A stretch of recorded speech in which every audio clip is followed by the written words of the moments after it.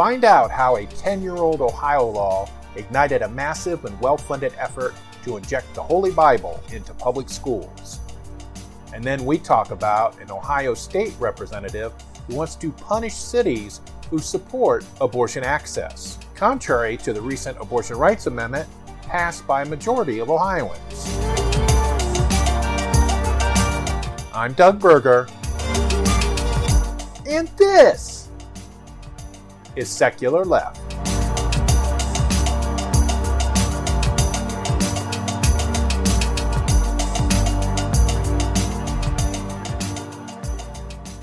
Welcome to Secular Left. I'm your host, Doug.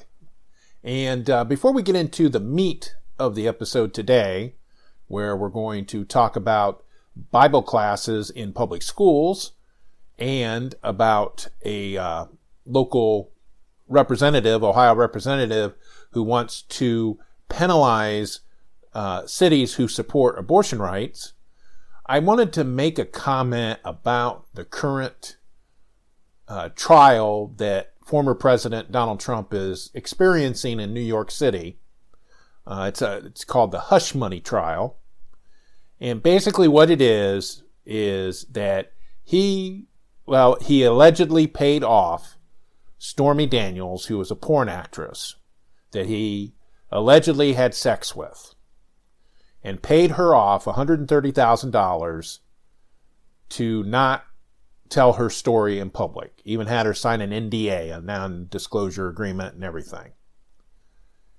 And in the process of paying her off, he then covered up the fact that he paid her off while he was president in the Oval Office. So that is why he is in trouble, because that is illegal to hide things from voters, especially when it comes to money. And so, like a lot of the MAGA people and Trump in particular, Stormy Daniels was giving her, she was on the witness stand, was it last week or the week before? I forget when. I'm not following it too closely, but she was on the witness stand telling her side of things. And Trump's lawyer kept assuming that she was a liar, that she made money off the fact that she had sex with the president, even though they still claim that no sex happened.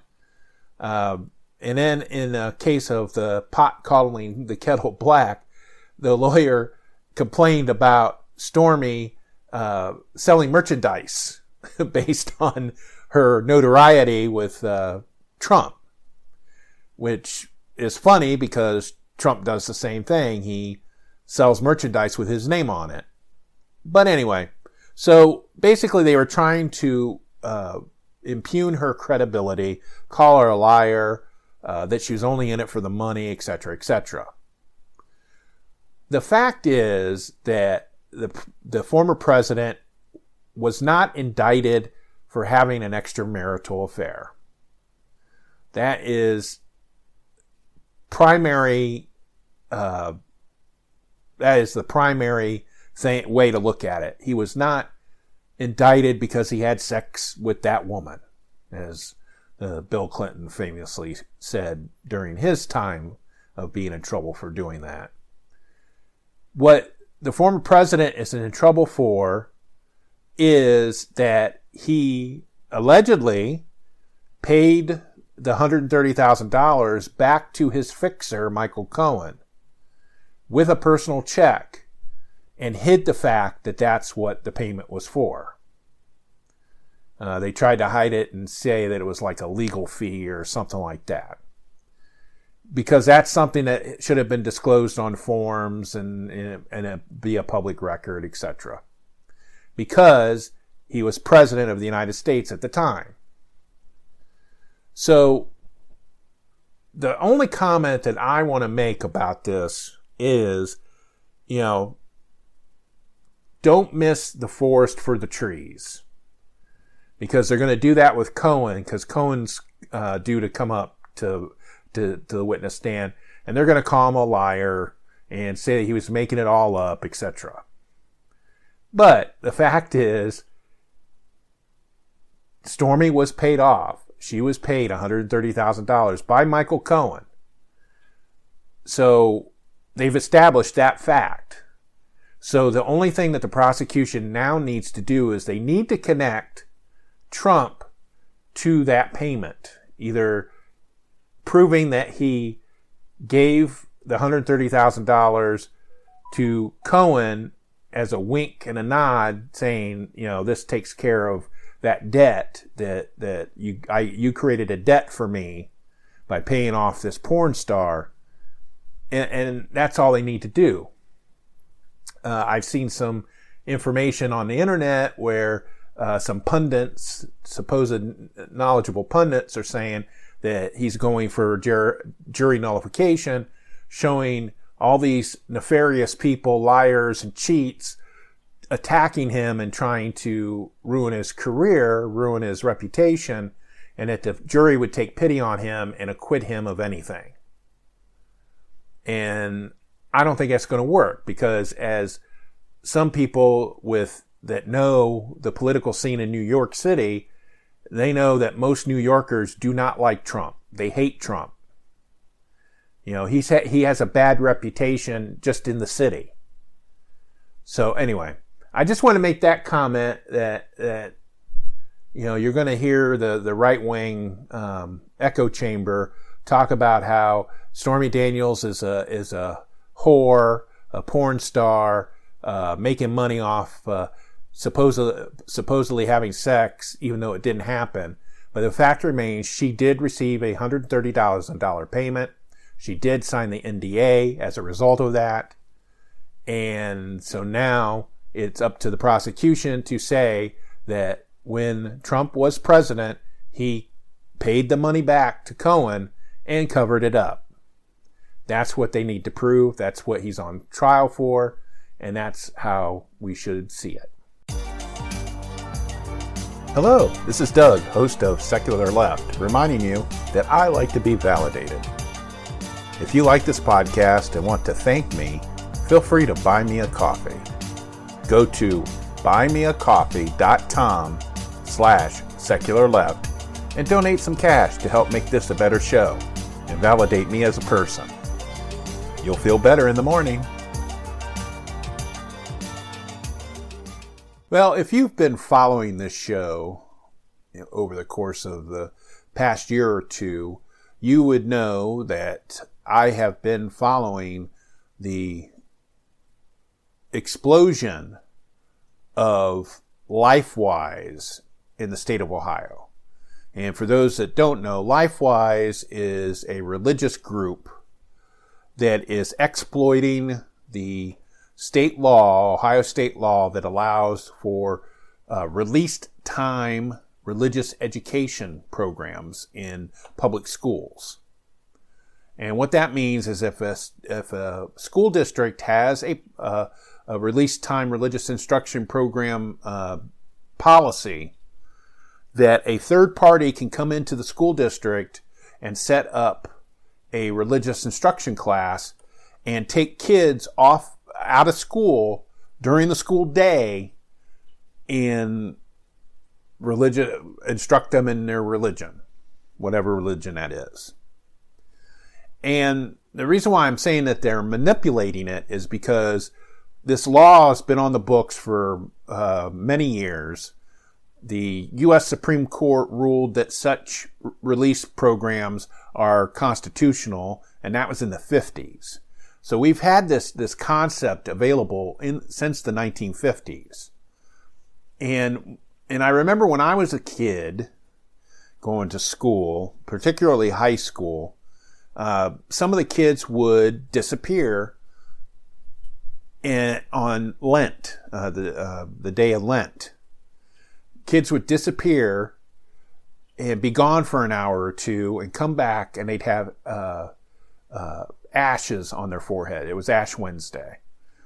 And so these were Catholic students that would leave school with permission and go and participate in the Ash Wednesday Mass and get the ashes put on their forehead, and then they would come back to school. And that's never been a problem. People have been able to do that, again, since the 1950s. Public school cannot prevent you from, with parental permission, from leaving school for a religious instruction period. Where it's different now is this group LifeWise, which is a large group. They've, in the last tax year that I looked at, 2022, they went from a few $100,000 income to over $6 million. They are in over 300 public schools. And what they do is they come into a public school district, they organize a grassroots effort, because it has to be grassroots, so that these volunteers get this started. And what LifeWise provides is they provide a curriculum and liability insurance, which is required under state law. But one of the things that they have to do is they have to have the district have a release time religious instruction policy. And they have not been 100% successful in getting some of these school districts that don't have a policy to get one. And I know of at least one school district that had a policy and then got rid of it. They rescinded it just recently. I think it was Elmwood. And so the guy that's in charge of LifeWise, Joel Penton, talked to his buddies in the state legislature, and now there is a law in committee right now under consideration that would change the RTRI policy to require school districts to have one. And our buddy, Reverend Gary Click from Fremont, is the co-sponsor of the legislation. And one of the things in his testimony to introduce the bill, he claimed that it was a religious freedom issue. That these schools that were denying these policies was infringing on parents' the right for parents to direct their children's religious education. That's hogwash. He's absolutely incorrect. Parents have a choice. They have a choice to send their kids to a religious-based school.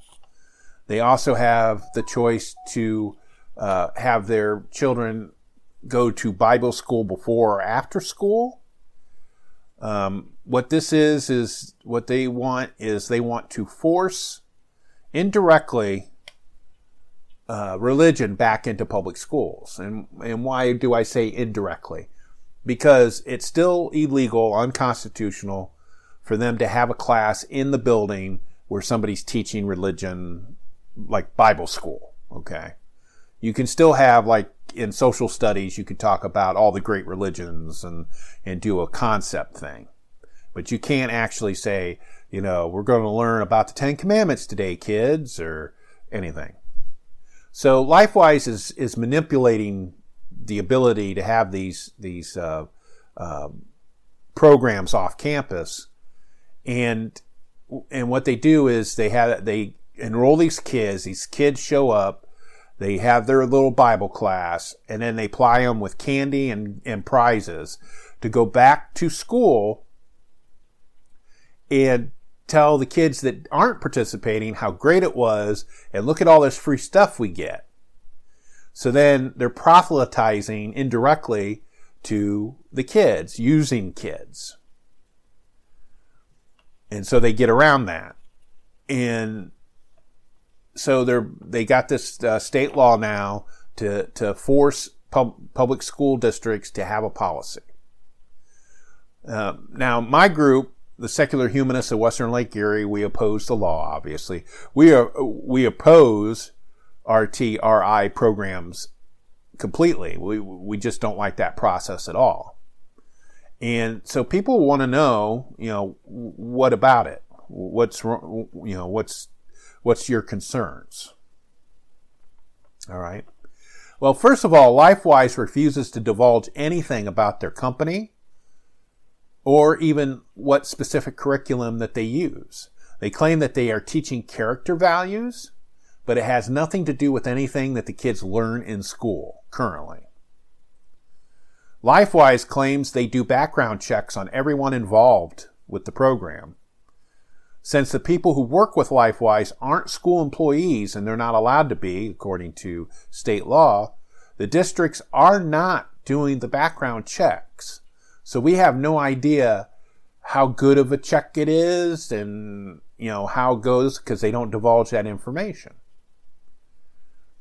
No matter what the law says and how many waivers are signed, the school district still will be responsible should anything happen to the children. Now remember, these children, these young children, it's happening mainly with elementary school students. They are being removed from the public school campus for up to a couple of hours a day. I think it's once a month. I think this happens once a month. I'm not sure. So these kids are being removed by somebody who wasn't vetted by the school district. And they're taken to an off-site location that the school district has no oversight over. And people think this is a good idea. In the day and age of school shootings and other nefarious things that happen to school kids when they're not in the school building proper. The other concerns we have is LifeWise teaches only the Christian Bible and only their version of the Christian Bible. Remember, if you follow religion closely, you know that there is more than one version of the Christian Bible. That's why we have all these different Christian sects, like Pentecostals and Baptists and Presbyterians and Catholics. They exclude not only other faiths from their program and people with no faith, but they also exclude other Christian sects like Catholicism and Jehovah's Witnesses and Mormonism. Schools already have a busy day of coursework and testing. They're doing something every day. And so it's not the time to basically stop all of that so the kids can go to a Bible school in the middle of the day. The beginning or the end of the day is a better fit. Should be a better fit. If that's something that people want to do.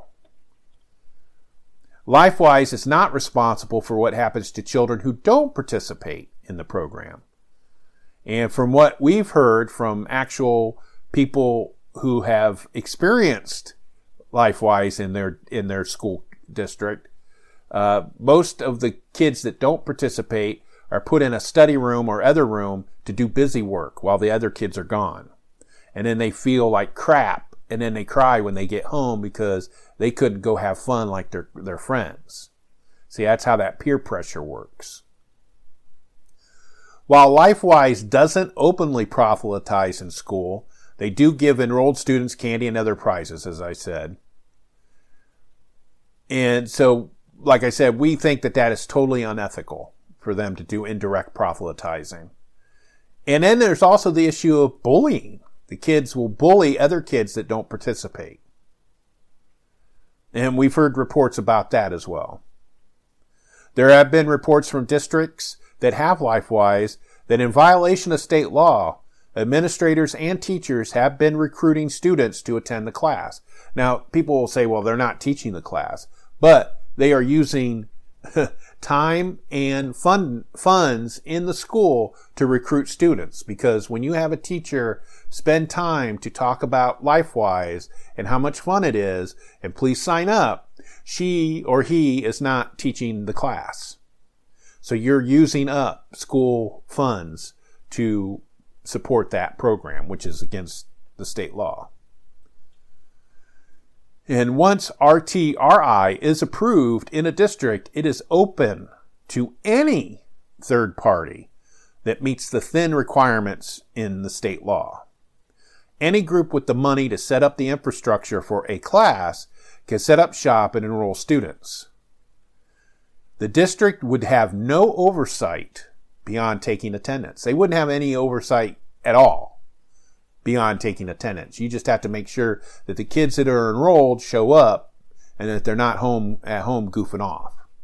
That's the only oversight a school district would have. You couldn't have oversight over what the program was, what they were teaching, what the curriculum was. And, it could be a group that gets together to supposedly teach character, but instead they're letting the kids drink beer and play video games for an hour. And the school would have nothing to say about it. The school district would have nothing to say about it. They would have to actually rescind their policy to stop it. So as we said, parents do have a choice. If they want their children to have a religious education, they can send them to a religious-based school or homeschool them. A district refusing to have an RTRI policy doesn't violate a parent or child's religious freedom, and it doesn't prevent them from practicing their religion. Again, they can do it before or after school. Public schools are a common good, and giving LifeWise permission to remove children from school to teach them something that has nothing to do with school takes away time and effort from already time-strapped public schools. And so if you want additional information on this topic and it's something that really concerns you, you can check out our website. But I just wanted to give an update that, like I said, the Christian nationalists are attempting to force public schools to allow LifeWise to take kids off of school grounds to teach them about the Bible. And we think that that's wrong. For more information about any of the topics covered in this episode, check out our show notes at secularleft.us.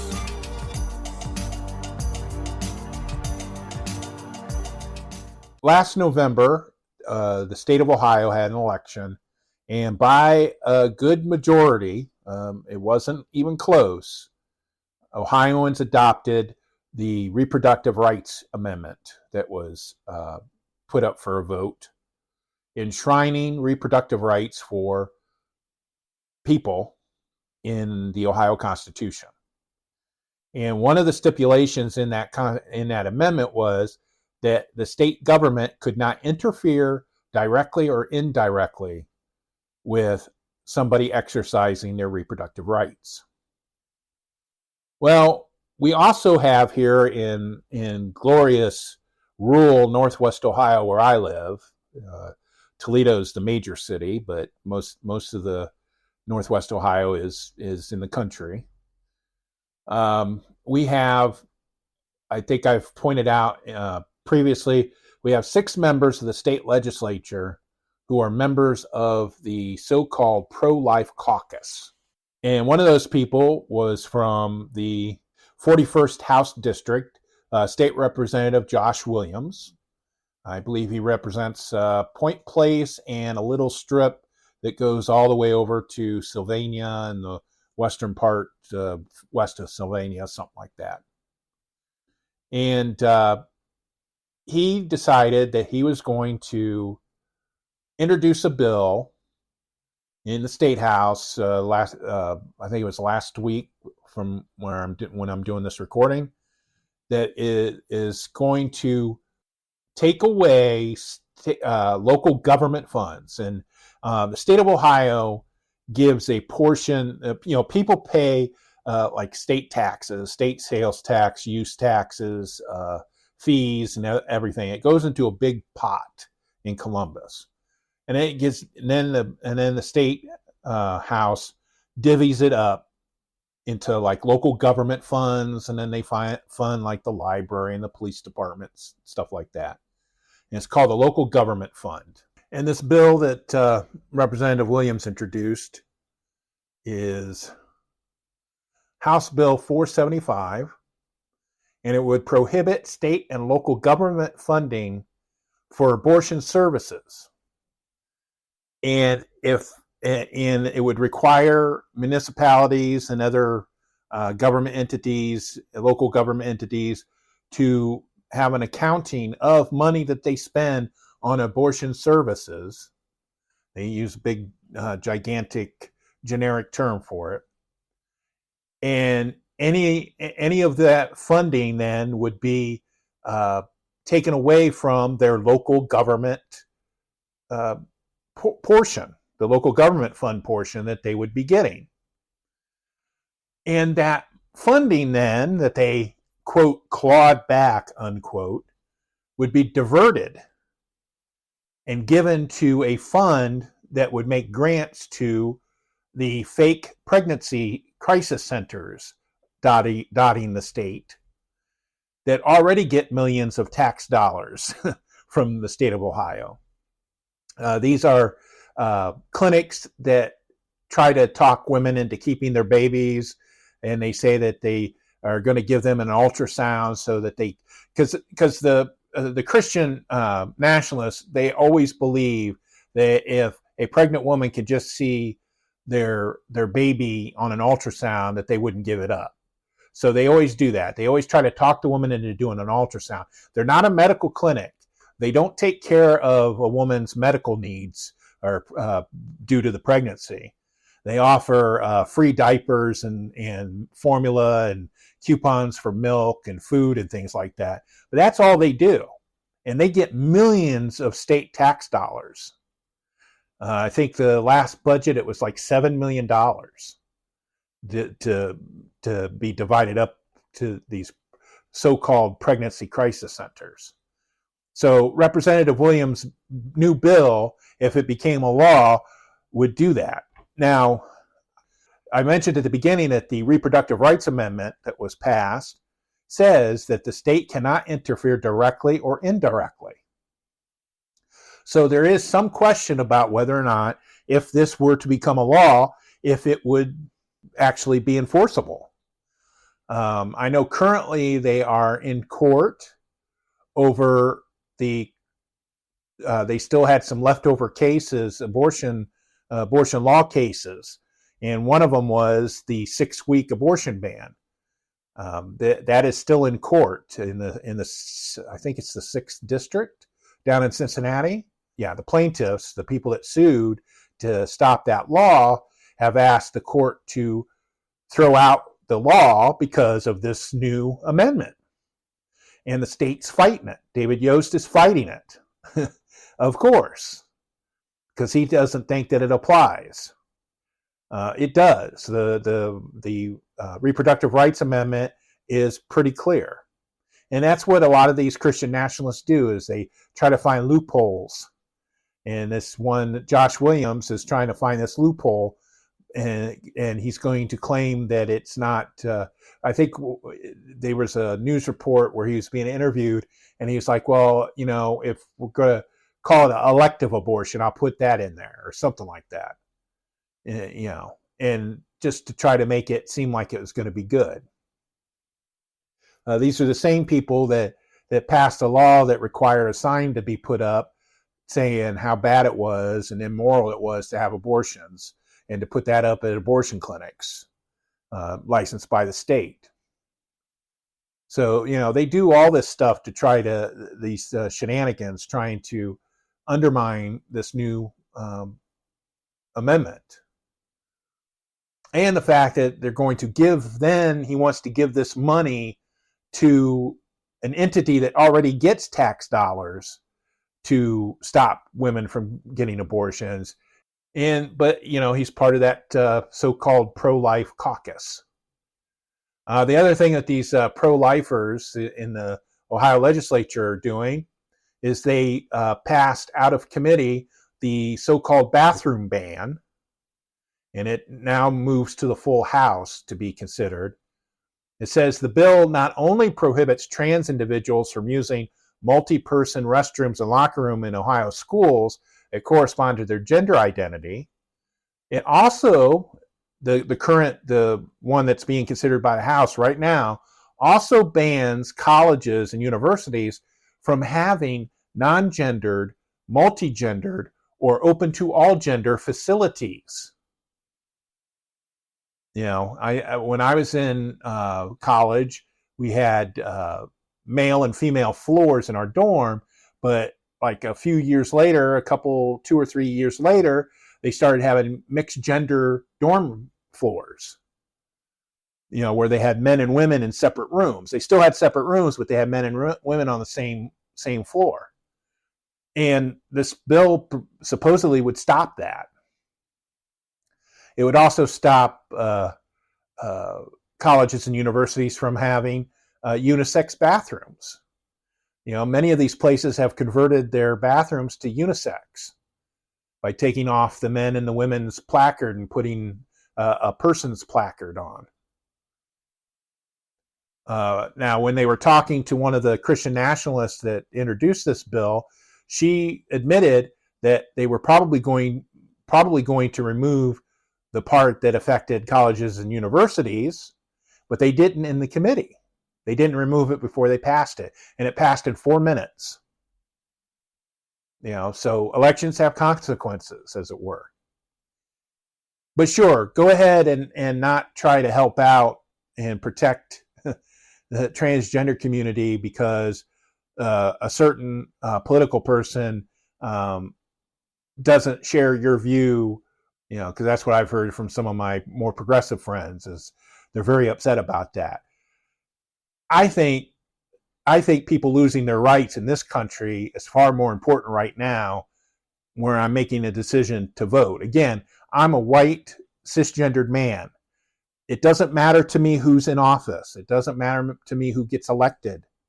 I'm the default. But I really care about these bills that will harm friends of mine, trans friends, LGBT community, pregnant people, all this stuff. And it's these Christian nationalists that are doing it, and we need to stop them. And one way of stopping them is making sure that you vote for people who do not support that agenda at all. And make that the litmus test. The other stuff, yeah, you can argue with people about if let's say they don't support your views on immigration or China or something like that. That's all well and good. You can have arguments with them on that, okay? Because that's not hurting your neighbors right now. At least it shouldn't be. But that's how I feel about it. With the election coming up, I can't tell you who to vote for. I wouldn't tell you who to vote for. But I can tell you, don't vote for people who support these draconian bills, like the bathroom ban and clawing back this local government money because somebody supports abortion services. Thank you for listening to this episode. You can check out more information, including links to sources used, in our show notes on our website at secularleft.us. Secular Left is hosted, written, and produced by Doug Berger, and he is solely responsible for the content. Send us your comments, either using the contact form on the website or by sending us a note at comments@secularleft.us. Our theme music is Dank and Nasty, composed using Amplify Studio. See you next time.